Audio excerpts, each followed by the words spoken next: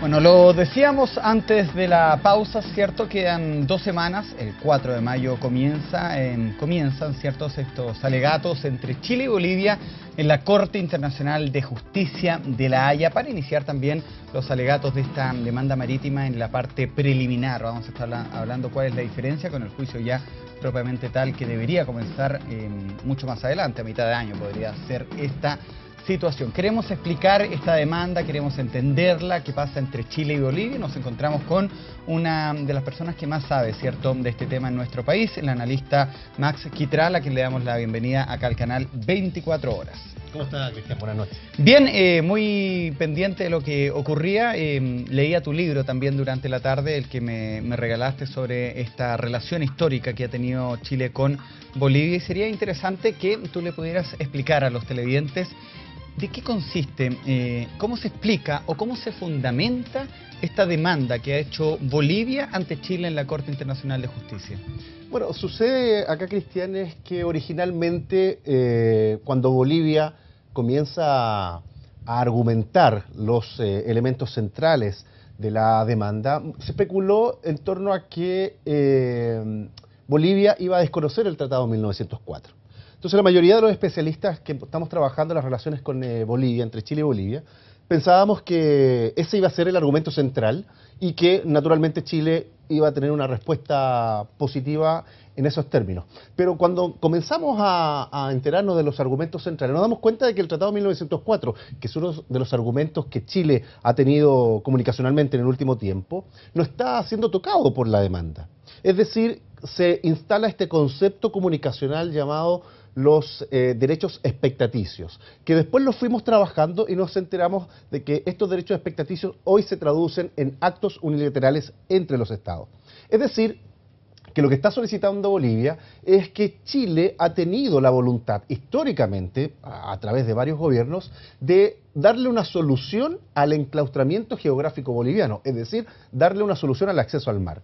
Y este concepto, este término de actos unilaterales entre los estados, es el argumento central que tiene la demanda presentada por Bolivia en la Corte Internacional de Justicia. A ver, hay que poner esto en contexto. Nosotros tuvimos una guerra con Perú y con Bolivia, una guerra que fue entre el año 1879 y 1884.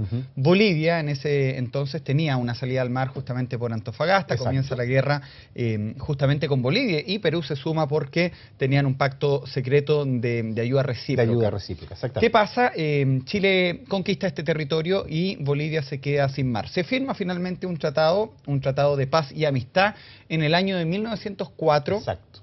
¿Podríamos hablar de ese tratado, Max? Sí, bueno, es un tratado que de alguna manera viene a subsanar las problemáticas políticas, geopolíticas incluso, que habían tenido ambos países, con cierto pago económico por parte de Chile y también con alguna cesión política por parte de Bolivia que de alguna manera venía a tranquilizar la relación bilateral. Ahora, uno de los argumentos que estableció el presidente Morales con respecto al Tratado de 1904 es que este tratado se logró por vía de la fuerza, por vía de la intimidación.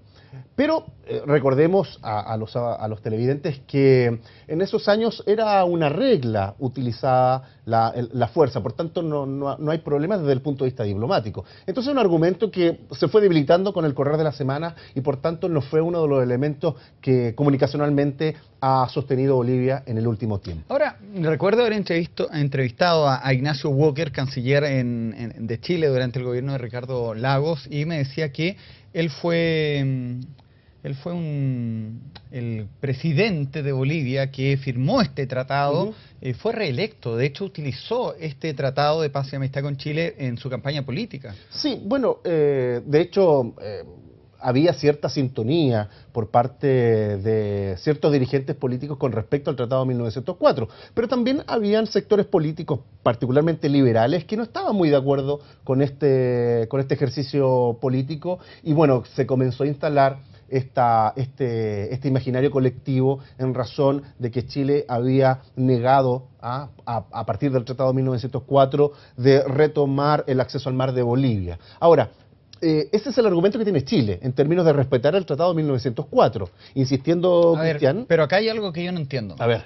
¿Cómo se puede pedir de parte de Bolivia respetar o hablar de un tratado como el Tratado de 1904 e ir a la Corte de la Haya cuando la Corte de la Haya se crea en el año 46, 47, Exacto, después sí. de la creación de Naciones Unidas? De hecho, es un organismo que depende de las Naciones Unidas. Entonces, Exacto. ¿cómo voy yo a un tribunal que ni siquiera era creado cuando se firmó un tratado? Es que ahí está el punto. Ahí está el punto de discusión y el punto que yo planteé el año pasado en razón de que no había que considerar que Bolivia en su demanda estaba desconociendo el Tratado de 1904. Bolivia no lo está haciendo, Cristian. Lo que hace Bolivia es apelar a este concepto de los derechos expectaticios que hoy se traducen en actos unilaterales entre los estados. Es decir, que no solo los acuerdos o los tratados internacionales forman jurisprudencia, sino que también aquellas voluntades a través de la historia que también han posibilitado un acercamiento y un entendimiento. O sea, Bolivia dice que Chile ha demostrado durante estos años la intención de otorgarle. Exactamente. ¿Y qué intención ha sido? ¿De qué intenciones estamos Bueno, hablando? por eso apela a 3 periodos históricos, pues. 1950, 1975 y el 2006 con el primer mandato de la presidenta Bachelet, A ver si ¿cierto? La agenda de los 13 puntos. A ver si me acompaña la cámara. Vamos a mostrar también, acá tenemos El libro del mar. El libro del mar, un libro muy importante para lo que estamos hablando en esta entrevista, porque si es que podemos ver que este libro es el libro del Estado Plurinacional de Bolivia, escrito, ¿cierto?, o dado a conocer por el presidente constitucional del Estado de Bolivia, que es Evo Morales Ayma. Y en este libro ellos explican, ¿cierto?, esta demanda con los antecedentes históricos, pero sobre todo, y te hago la pausa acá, Max, porque ellos mencionan a los diferentes presidentes de Chile, a los diferentes cancilleres, ¿cierto?, que han estado detrás de esta idea o esta intención, dicen ellos, de otorgar el mar a Bolivia. Tú hablabas de 1950. 1950, con Gabriel González Videla. Cierto que hay un acercamiento muy interesante. ¿Por qué? Porque, bueno, se pensaba de manera prospectiva que la zona norte de Chile podría eventualmente, con el paso de los años, tener una problemática energética vinculada a los recursos hídricos. Y eso iba a permitir un acercamiento mayor con Bolivia para poder subsanar una problemática a futuro que durante el gobierno de González Videla se estaba proyectando. Pero eso se cae por distintas razones, no hay acuerdo, Perú tampoco tiene una posición más bien positiva con respecto a este acercamiento y este entendimiento, y esa negociación fracasa. Perfecto. Y se traslada nuevamente hasta los años 70, particularmente las dos dictaduras, la dictadura chilena con la dictadura boliviana. Año 75, Charaña. Charaña, pero yo tengo ahí una tesis, mi querido Cristian, Dígame. que en razón de que este acercamiento de ambos de ambos dictadores, de ambos países, por el caso chileno, más bien una cuestión forzada, entendiéndose que en ese momento Chile vivía un proceso de aislamiento internacional y quienes estaban rodeando a la figura de Pinochet lo ayudaron, lo invitaron a acercarse con Bolivia producto del escenario regional que no era muy positivo para Chile, que ya tenía una situación pendiente con el Perú, habían informaciones con respecto a una situación delicada con la Argentina y por tanto buscar un acercamiento con Bolivia y que diera de alguna manera solución a la salida al mar, podría entregar un segundo aire a una dictadura que venía muy cuestionada, sobre todo por la violación de los derechos humanos y porque ciertos estados no tenían ninguna intención de tener un acercamiento con la dictadura chilena. Entonces, ¿qué es lo que ocurre? Se da este ejercicio y encontramos con el abrazo de Charaña que, como todos sabemos, también fracasa con el correr del tiempo. Claro, hay una información también importante que hay que mencionar sobre el abrazo de Charaña. Se cumplían 100 años de la Guerra del Pacífico en 1979. Perú también estaba con una dictadura militar, Sí, la dictadura de Velasco Alvarado, que había mencionado que querían recuperar, ¿cierto?, estas provincias cautivas, como le llaman a la región de Arica y Parinacota y a la región de Tarapacá. En ese momento Pinochet ve también la posibilidad de eliminar esta frontera con la República del Perú, dándole este corredor soberano, ¿cierto?, a Bolivia. He escuchado, porque durante esta semana me he dedicado, ¿cierto?, a revisar los antecedentes históricos, y varios personeros políticos, tanto de derecha como de izquierda, coinciden que ha sido la idea más lúcida, por lo menos, en la relación con Bolivia. Sí. ¿Compartes tú esa postura? Sí, estoy plenamente de acuerdo. A mí me parece que ha sido una de las posibilidades en que ambos países han tenido o han logrado tener un acercamiento serio, responsable, de alta política, que permitiera dar solución a las diferencias diplomáticas que lamentablemente nos tienen en una situación de distanciamiento y que con el paso del tiempo se han ido agudizando. A mí me parece que fue una buena opción. ¿De qué trataba el pacto de Charaña? Bueno, ¿Cuál era el trato? O sea, era cesión territorial, ¿cierto? Un paso que le permitiera a Bolivia tener acceso al mar. También había ciertas compensaciones económicas, pero la pregunta que uno se hace, bueno, ¿por qué todo este tipo de acercamientos han fracasado? Y la respuesta es sencilla, porque no puede Chile otorgar cesión territorial sin la consulta del Perú. Previo al Tratado del 29. El Tratado del 29 dice que ningún territorio que haya sido peruano puede ser otorgado de Chile a ninguno de sus vecinos. Podría ser Argentina. A cualquiera, en el fondo. Claro, pero en este caso era Bolivia, sin el visto bueno de Perú. Y Perú dice que no. Perú dice que no. Porque claro, también uno podría especular, siendo o generando una tesis en términos de que... Una recuperación territorial. Claro, pero también hay que pensar que las relaciones internacionales implica tratar de alguna manera de contener a ciertos estados. Y a mí me parece que la reacción de Perú, no solo en los episodios que estamos conversando, sino que a lo largo de la historia, siempre ha tenido una visión de cómo contener a Bolivia para que no se transforme en un país que puede de alguna manera disputar el Pacífico, que es uno de los elementos centrales de la discusión que se tiene con Perú y con Bolivia. Y siempre ha tenido una posición más bien contraria a buscar un acercamiento entre los tres países que permita de alguna manera tener una sana convivencia latinoamericana. Claro, y después se menciona el año 2006. La primera administración de Michelle Bachelet con la llamada Agenda de los 13 puntos. La Agenda de los 13 puntos. ¿Qué tenía esta agenda que a Bolivia le hace pensar que se le podría estar ofreciendo más?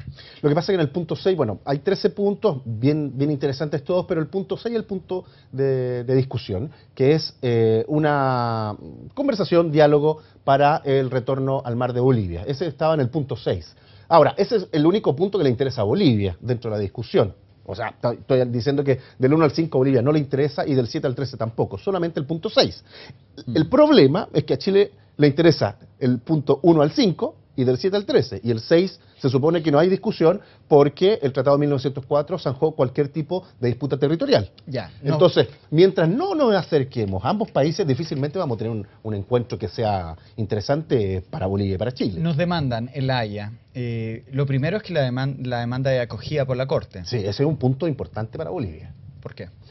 Porque se podría haber pensado que no estaban los argumentos jurídicos que pudiesen ser reconocidos por la Corte Internacional de Justicia, como se dijo en algún momento que era una demanda artificiosa, ¿cierto? Que creaba un caso que no existía, que todo estaba zanjado con el Tratado de 1904, pero que ya la Corte haya considerado que los argumentos presentados por Bolivia podrían ser eventualmente motivo de un alegato mayor, a mí me parece que fue un elemento que descolocó a más de algún personero político en nuestro país. Bueno, se acoge esta demanda y tenemos que ir a juicio. Pero Chile tiene la posibilidad de impugnar, ¿cierto? Sí. Algo que se hace en el mes de julio del año pasado, decirle a la Corte, sabe que nosotros creemos que ustedes no tienen nada que hacer acá porque el tratado es de 1904 y eso es lo que vamos a ver o vamos a comenzar a ver desde el 4 de mayo. ¿Qué vamos a estar viendo en este juicio preliminar? Si efectivamente los argumentos presentados por Bolivia tienen razón y asideren derecho internacional. Es decir, atendiendo el reclamo boliviano, la Corte va a decir, efectivamente nosotros sí tenemos la competencia para darle solución a esta discusión o a este litigio o a este alegato por parte de Chile y Bolivia, o puede acoger la tesis chilena de que efectivamente los argumentos presentados por Bolivia no tienen razón y por tanto aquí acaba la demanda. ¿Qué nos estamos jugando en este juicio que va a comenzar el 4 de mayo? Creo que nos estamos jugando la imagen de nuestro país en términos de la diplomacia, de la construcción de relaciones diplomáticas perdurables en el tiempo con los países latinoamericanos, y segundo, ver si efectivamente el Tratado de 1904 es un argumento válido que insistentemente ha tenido Chile. O mejor dicho, también si esta tesis negacionista, es decir, no tenemos ningún problema con Bolivia porque está todo resuelto, se puede mantener en el tiempo. Yo creo que estamos en una situación bastante delicada que se va a estar viendo en las próximas semanas. ¿Fue buena idea impugnar? Yo creo que no. ¿Por qué? Porque yo creo que había que esperar y haber hecho una contramemoria sólida, porque es como... Voy a colocar un ejercicio lúdico para entender esto, Cristian. Es como que tú le digas a los periodistas: ustedes no tienen por qué investigar esto porque no tienen ningún conocimiento del tema. O sea, es súper complejo decirle a los jueces: mire, ustedes no tienen por qué investigar este asunto, no tienen ninguna herramienta judicial para atender el reclamo de Bolivia, y esto hay que zanjarlo y terminarlo de una vez por todas, entendiendo que la Corte está conformada por distintos hombres, distintas personas que tienen intereses de distinta manera, y que a la larga no solo están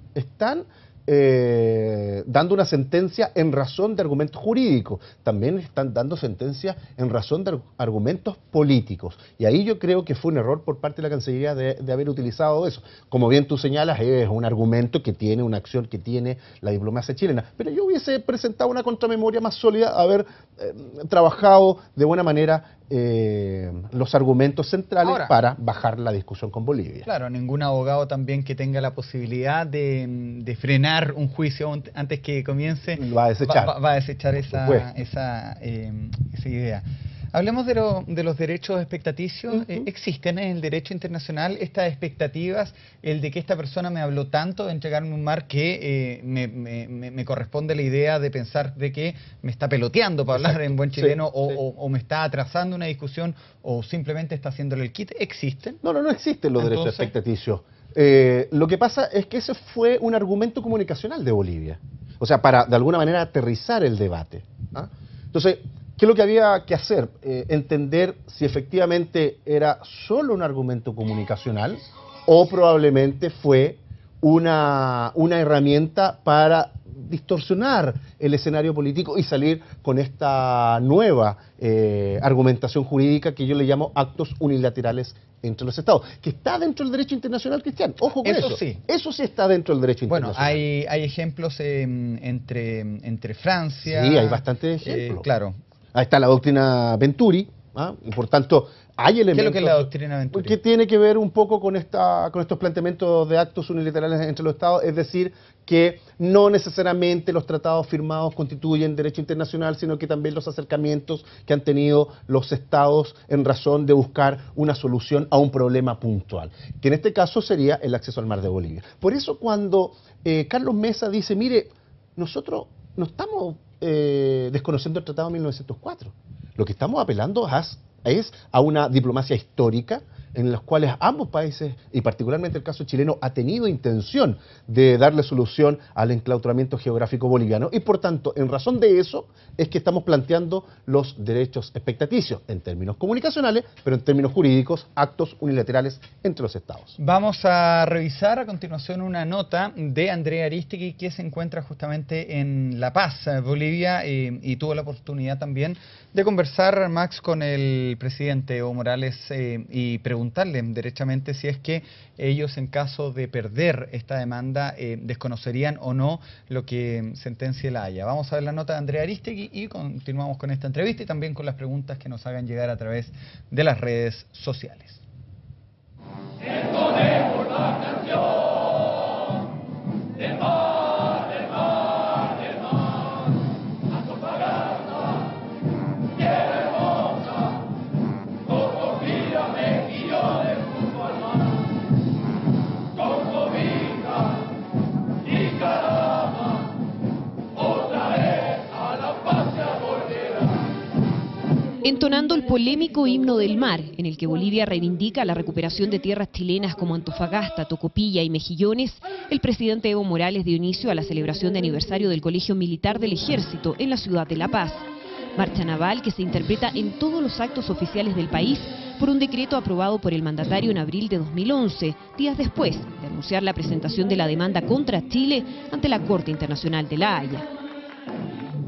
Ante el alto mando de las Fuerzas Armadas y de la Policía, el presidente destacó el importante crecimiento económico que ha tenido su país desde que llegó al poder hace 9 años, un auge que el mandatario atribuye principalmente a la recuperación de sus recursos naturales. Y esa defensa, dijo, debe ser una de las principales tareas de las instituciones castrenses. Nuestras instituciones militares, institutos militares, deben ser una gran escuela de defender no solamente las fronteras, defender nuestros recursos naturales, las empresas estratégicas, y si hay algún interés de intervenir, de dominar, ahí deben estar las Fuerzas Armadas a defender la patria. En este contexto, anunció además que se buscará avanzar en la renovación de material bélico de las Fuerzas Armadas, un tema que, según reconoció, ha sido descuidado. Y las Fuerzas Armadas merecen ser Fuerzas Armadas y no Fuerzas Desarmadas. Morales destacó los desafíos del ejército, habló de las amenazas de los países imperialistas y criticó una vez más la postura de Estados Unidos frente a Venezuela. A 2 semanas del inicio de los alegatos de Chile y Bolivia ante La Haya, no hubo ni una palabra al respecto. Por eso, al finalizar un recorrido por las instalaciones del Colegio Militar, le fuimos a consultar. Presidente, ¿Bolivia se va a comprometer a cumplir el fallo de La Haya, presidente? No estamos en conferencia, por favor. Ya le pido, por Pero favor. le hago esa pregunta porque queda una semana para los alegatos. Pida conferencia si quiere hablar conmigo. No nos han dado conferencia. ¿Bolivia no se va a comprometer, presidente?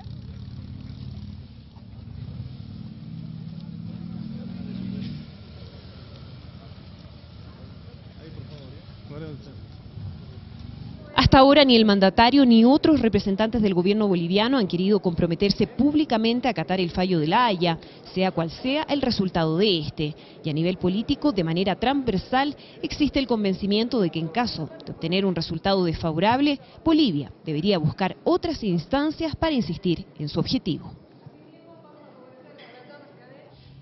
El próximo 4 de mayo comenzará la ronda de alegatos en el Tribunal Internacional de La Haya. En esta instancia, la Corte solo debe resolver sobre su competencia en relación a la demanda boliviana, lo que fue impugnado por el gobierno chileno en julio del año pasado. Desde La Paz fue el informe de los enviados especiales Carlos del Canto, Andrea Aristegui, 24 horas. Ahí estaba Andrea Aristegui con una serie de reportajes que va a continuar realizando desde Bolivia para entender con profundidad sobre esta demanda. Se habla de que los jueces bolivianos, Max, son de alto nivel diplomático. ¿Qué podrías decir también de la contraparte? Mira, la semana pasada se entregaron ya los nombres de quienes van a estar a cargo de los argumentos bolivianos. Son jueces de alto nivel, son académicos con bastantes proyectos, algunos también han hecho ejercicio de su profesión en la Corte Internacional de Justicia, tienen trayectoria en relaciones internacionales, tienen trabajos de bastante nivel en esa materia y por tanto yo creo que vamos a tener una contraparte muy sólida y hay que mirar con bastante preocupación cuáles van a ser los argumentos. Pregunta de las redes sociales, la hace Ana María Lascano. ¿Qué similitudes y diferencias hay entre la demanda peruana respecto a la demanda boliviana? Claro, la gente dice ambos fueron a La Haya por motivos diferentes, pero ¿qué podríamos decir que es parecido y qué es lo que es diferente? Bueno, yo creo que lo que hay parecido es tiene que ver más bien con cuestiones históricas y con cuestiones territoriales.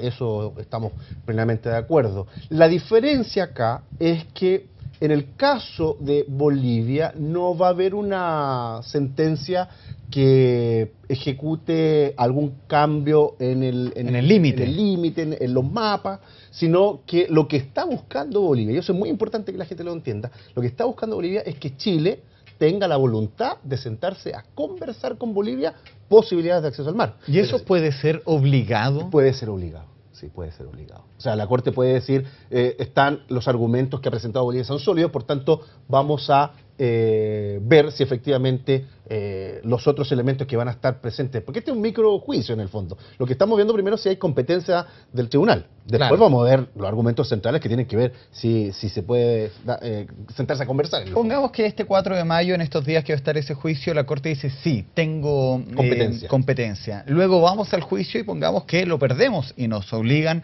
a negociar. ¿Cuánto tiempo podría durar esa negociación? Mira, porque como lo decíamos hace un rato atrás, también está la figura de Perú, que a mí me parece que esta situación no es bilateral, es trilateral. Yo creo que podríamos aventurarnos a lo menos 6, 7 años, incluso un poco más. Este es un largo juicio que le va a significar un alto costo para el Estado chileno. Y bueno, eso también hay que analizarlo en términos económicos, o sea, cómo estamos construyendo nuestra diplomacia que nos tiene a este nivel. También llega una pregunta de Caroline Stevens que dice, ¿podrían especificar bien las franquicias de acceso e impuestos que tiene Bolivia para utilizar los puertos y las costas chilenas? ¿Son puertos específicos o cualquier puerto, cierto, chileno? Esto de acuerdo a los tratados existentes y autorizaciones correspondientes.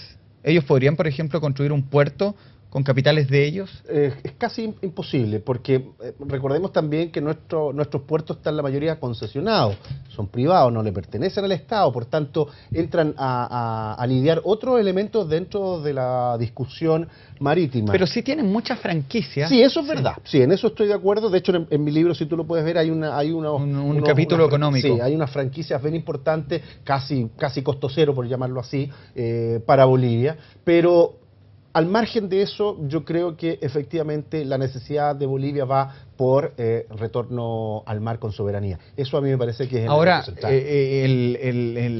el retorno al mar con soberanía o esta franja tiene que ser por el lado de la frontera, porque no se lo podemos dar por Iquique, porque si no el país quedaría dividido. Exacto. Eso es lo que se está reclamando y eso es lo que se está apelando en términos históricos por parte de Bolivia, que me parece que ese es el elemento central, no hay otro. Pero lamentablemente, como yo lo digo, el tango se baila a dos. Por tanto, aquí no puede ser solamente Bolivia que está insistiendo con un tema, sino que también debe considerar los argumentos de Chile. Ahora, uno apelaría a que impere la razón y que la ponderación en las relaciones diplomáticas de ambos países. Sigamos esta entrevista la semana del 4 de mayo. Ningún problema, yo encantado de estar contigo. Muchas gracias, Muchas Max. gracias, Cristian.